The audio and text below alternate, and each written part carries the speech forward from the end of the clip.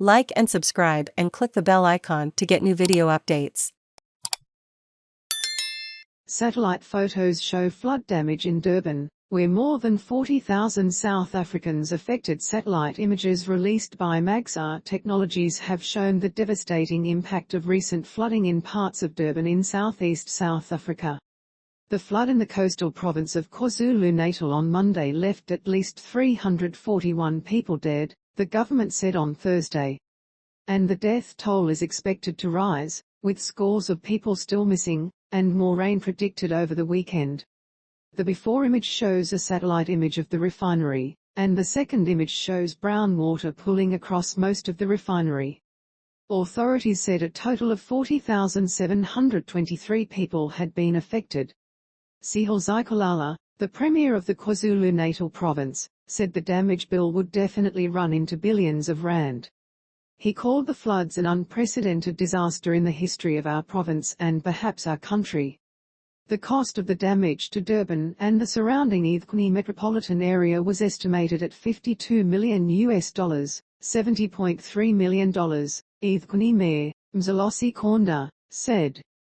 The province was declared a disaster area on Wednesday after incessant rain over the weekend and heavy downpour on Monday flooded homes, washed away roads and bridges, and disrupted shipping in one of Africa's busiest ports, with some shipping containers washed away and others looted.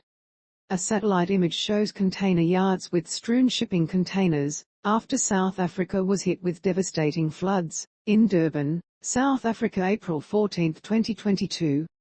It is bad, it is bad. We don't have anything. I don't even have a bed, Somi Malizole, a resident of the Isiphingo informal settlement, said. The contents of his corrugated iron shack had washed away. Akhona Mfencane, another Isiphingo resident who was seeking shelter at a community center, said she fled her house after it was flooded and was now left with nothing. The place is always flooding, but this time around it was worse, she said. We have never seen it like that before. The picture on the left shows the aerial view of the railcars parked in a line. The right picture shows the railcars have drifted from their original spots.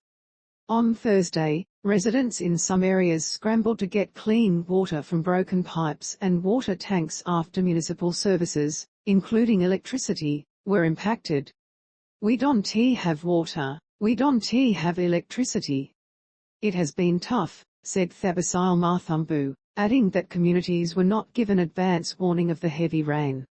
Mr. Zikalala said the government was still tallying the number of missing and displaced people. The disaster had damaged 248 schools, he said.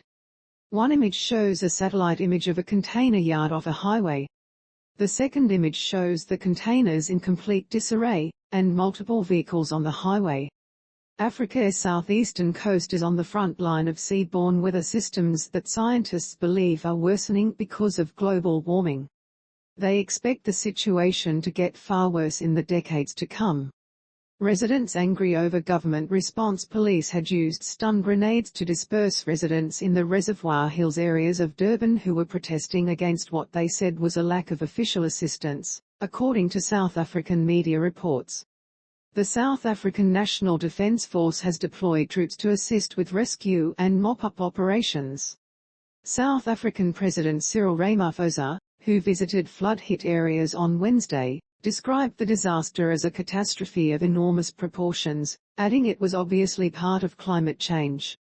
We no longer can postpone what we need to do, the measures we need to take to deal with climate change, he told a crowd in Durban. Our disaster management capability needs to be at a higher level. One image shows a neat, orderly container yard. The other shows the yard in complete disarray, with multiple cars dotting the highway. Reuters AP